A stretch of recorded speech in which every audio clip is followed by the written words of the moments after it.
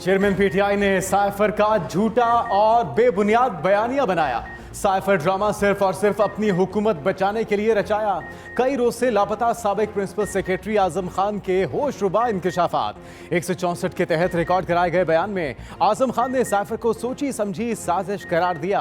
कहा तहरीके अदम एतमाद से बचने के लिए साइफर को बैरूनी साजिश का रंग दिया गया। आजम खान ने बताया कि चेयरमैन पीटीआई ने कहा साइफर को गलत रंग देकर अवाम का बयानिया बदल दूंगा। उन्होंने साइफर मुझसे 9 मार्च को लिया, बाद में खो दिया। चेयरमैन पीटीआई ने साइफर के जरिए अवाम में मुल्की सलामती के इदारों के खिलाफ नफरत का बीज बोया। साइफर को मुल्की सलामती इदारों और अमेरिका की मिली भगत का जानबूझकर गलत रंग दिया गया। मेरे मना करने के बावजूद एक खुफिया मरासला अवाम में जाती मफाद के लिए लहराया। चेयरमैन पीटीआई ने उनके सामने साइफर को अवाम के सामने बैरूनी साजिश के सबूत के तौर पर पेश करने की बात की।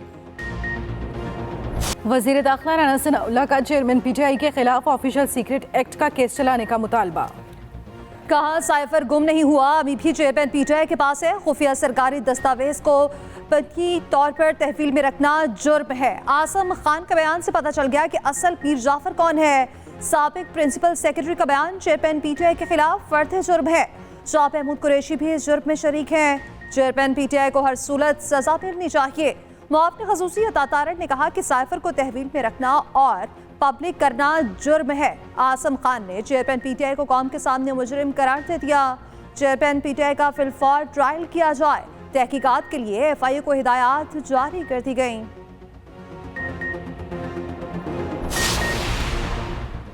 एक माह से लापता आजम खान से मंसूब गैर मुसद्दक़ बयान तजादात से भरपूर। आजम खान के बयान की हकीकत अभी तय होना बाकी है, मगर ये हकीकत है कि वो 17 जून से लापता हैं। तहरीक इंसाफ का रद्द अमल। कहा उनकी गुमशुदगी का मुकदमा दर्ज है, पुलिस ताहाल तलाश नहीं कर सकी। गुमशुदा शख्स का बयान माहिरीन कानून की नस्ब पर नाकाबिल तसव्वुर है। कौमी सलामती 2 मुख्तलिफ इजलासों में साइफर मंदरजात की तस्दीक कर चुकी है। चेयरमैन पीटीआई साइफर की तहकीकात का बार बार मुतालबा कर चुके। वफाकी हुकूमत आजम खान के हवाले से कौम को हकीकत से आगाह करे। हमाद अजहर का चीफ जस्टिस से साइफर मामले की आज़ादाना इन्वेस्टिगेशन का मुतालबा। कहा नेशनल सिक्योरिटी कमेटी इजलास के मिनट्स और प्रेस रिलीज को भी इंक्वायरी का हिस्सा बनाया जाए। आजम खान लापता थे, अचानक उनका बयान सामने लाया गया। वफाकी वज़ीर शरीर रहमान का कहना है आजम खान का बयान चेयरमैन पीटीआई के खिलाफ चार्जशीट है। इससे पहले एक ऑडियो में भी साबिक वज़ीर आज़म को साइफर पर खेलने का मंसूबा बनाते सुना गया। पहले दिन से कह रहे हैं कि साइफर मन घड़त साजिश थी। अपने छोटे सियासी मकासद के लिए सिफारती ताल्लुकात को दाव पर लगाया।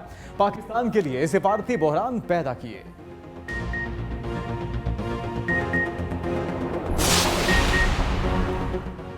साइफर केस में चेयरमैन पीटीआई को एफआईए ने तलब कर लिया। 25 जुलाई दिन 12 बजे एफआईए हेडक्वार्टर्स में पेश होने की हिदायत।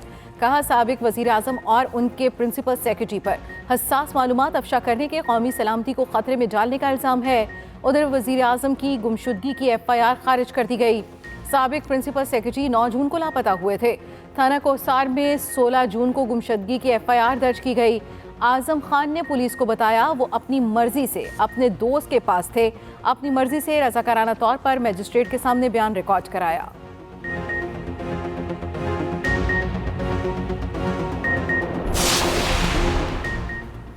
खातून जज धमकी केस में चेयरमैन पीटीआई ने अदालत में मुआफ़ी मांग ली। कहा खातून जज के ऑफिस भी क्या था, उनकी दिलासारी हुई है तो मासरत ख्वाह हूँ। चेयरमैन पीटीआई को तोशाखाना फौजदारी केस में फौरी रिलीफ न मिल सका। इस्लामाबाद हाई कोर्ट ने फ्री कैन को नोटिस जारी कर दिए। आइंदा हफ्ते जवाब तलब। दौरान इद्दत निकाह का केस काबिल समाअत करार देने के खिलाफ अपील भी दायर। चेयरमैन पीटीआई ने इस्लामाबाद हाई कोर्ट से रुजू कर लिया। सेशन अदालत का केस रिमांड बैक करने का फैसला कलअदम करार देने की इस्तदा। उधर दहशतगर्दी के 3 मुकदमों में चेयरमैन पीटीआई को जमानत में तौसी।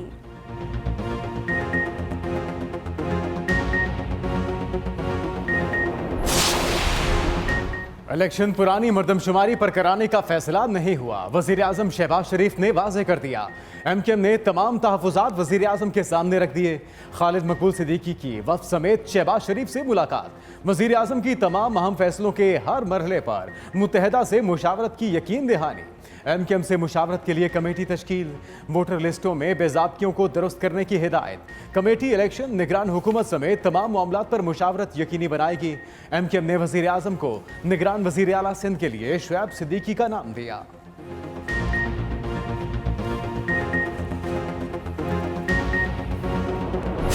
फौजी अदालतों में सिविलियंस को कितनी सजा होगी, अपील का हक है या नहीं, सुप्रीम कोर्ट ने हुकूमत से जवाब मांग लिया। फौजी अदालतों में शहरियों के ट्रायल के केस की समाअत अटॉर्नी जनरल के फिर फुल कोर्ट बनाने की इस्तदा। चीफ जस्टिस ने पूछा, मिलिट्री कोर्ट्स में सजा कितनी है? अटॉर्नी जनरल ने जवाब दिया, ज्यादा से ज्यादा 2 साल कैद। चीफ जस्टिस ने कहा, जिस नौयत का नुकसान हुआ सिविल अदालतों में फिर सजा ज्यादा बनती है।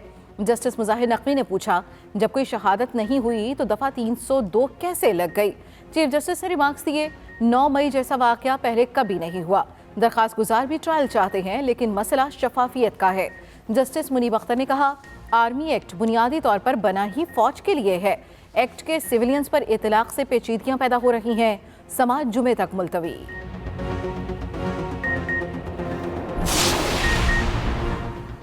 9 मई को कुल 2.5 अरब रुपए का नुकसान पहुंचा। अटॉर्नी जनरल ने तफसीलात सुप्रीम कोर्ट को बता दी। कहा, फौजी तनसीबात पर होने वाले नुकसान का तखमीना 1.98 अरब रुपए लगाया गया। 9 मई को फौज ने लचक का मुजाहिरा किया। फौजी अफसरान की पुलिस की तरह मुजाहिरीन से निपटने की तरबियत नहीं होती।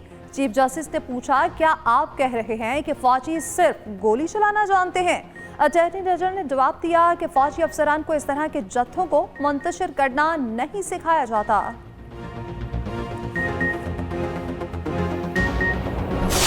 इस्लामाबाद रावलपिंडी में तूफानी बारिश, 13 जाने ले गए, नशेबी इलाके डूब गए। पिंडी में गोलड़ा के करीब दीवार गिरने से 12 मजदूर जाम बहक। 100 फुट तवील और 11 फुट ऊंची दीवार के साथ मजदूरों के टेंट लगे थे। मोहम्मद टाउन में भी दीवार गिर गई, 11 साला बच्ची जान से गई। रावलपिंडी में नाला लई की सतह खतरनाक हद तक बुलंद हो गई। सैलाबी कैफियत पर खतरे के सायरन बजा दिए गए। फ्लड कंट्रोल रूम ने नशेबी इलाकों से इनखला का अलर्ट जारी कर दिया। फौज की मदद से मुतासरा इलाकों से शहरियों का इनखला।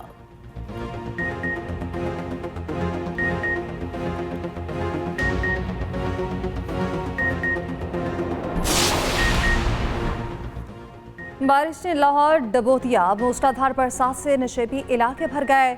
सड़कों पर ट्रैफिक का बुरा हाल। करंट लगने के वाकयात में 4 अफराद जान बहक। डिफेंस के इलाके चरड़ गांव में करंट लगने से 2 बच्चे जान से गए। हरबंसपुरा और ठोकर में भी करंट लगने से 2 अमवात हुई। गुलबर्ग में अंडरपास पानी में डूब गया, बच्चे नहाते रहे। गुजरांवाला, चकवाल समेत दीगर शहरों में भी जल थल एक। सड़कें नदी नालों का मंजर पेश करने लगी। मुख्तलिफ इलाकों में बिजली भी चली गई। केपी में सवात, मर्दान, बालाकोट समेत दीगर शहरों में तेज बारिश। कोटली, वादी अलीबा, डडियाल समेत आज़ाद कश्मीर के मुख्तलिफ शहरों में बादल जमकर बरसे। महकमा मौसमियात की मजीद बारिशों की पेशगोई। कराची में भी सुबह से बारिशों का इम्कान। गोल्ड टेस्ट पाकिस्तान के हाथ में, जीत से सिर्फ 83 रन की दूरी। 7 विकेटें हाथ में। लंकन टीम दूसरी इनिंग्स में 279 रन पर ढेर हुई।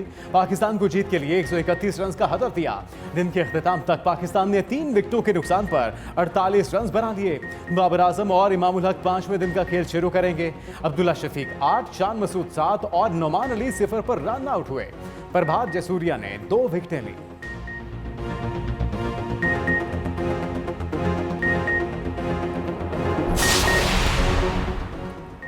साबिक वज़ीर आला पंजाब परवेज़ इलाही की मुश्किलात कम न हो सकीं। लाहौर से अडियाला जेल रावलपिंडी मुंतकली।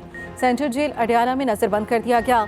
ज़िले इंतज़ामिया ने 3 MPO के तहत 30 दिन की नज़रबंदी के अहकाम जारी किए थे। लाहौर पुलिस कड़ी सिक्योरिटी में लाहौर से पिंडी लेकर गई। अडियाला जेल में परवेज़ इलाही का मेडिकल भी कराया गया। परवेज़ इलाही की अडियाला जेल मुंतकली और नज़रबंदी का इक़दाम चैलेंज। एहलिया ने लाहौर हाई कोर्ट में दरख्वास्त दायर कर दी, नज़रबंदी कलअदम करार देने की इस्तदा।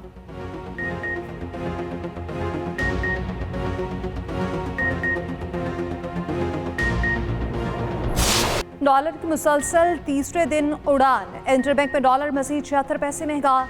ओपन मार्केट में डॉलर बगैर किसी तब्दीली के 290 रुपए पर बंद हुआ। पाकिस्तान स्टॉक मार्केट में मामूली तेजी। 100 इंडेक्स में 85 पॉइंट्स का इजाफा। फी तोला सोने की कीमत में 5,400 रुपए का इजाफा। 2,26,400 रुपए का हो गया।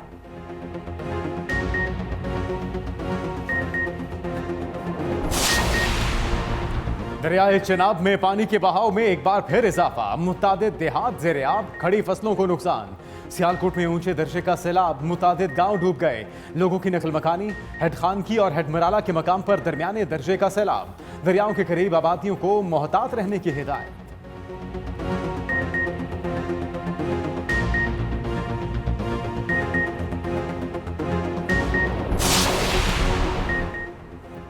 हुकूमत सियासी इंतकाम के मुकदमात बनाएगी तो लोगों का एतमाद उठ जाएगा। पेशावर हाई कोर्ट के जस्टिस एजाज अनवर के रिमार्क्स। असद कैसर के भाई के खिलाफ दर्ज मुकदमे की तफसीलात के केस की समाअत। अदालत ने तफसीलात फराहम करने के बाद रिट दरखास्तें निपटा दी।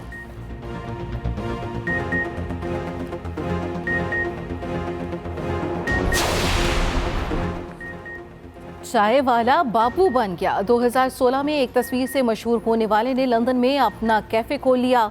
अरशद खान के कैफे में ट्रक आर्ट नुमाया।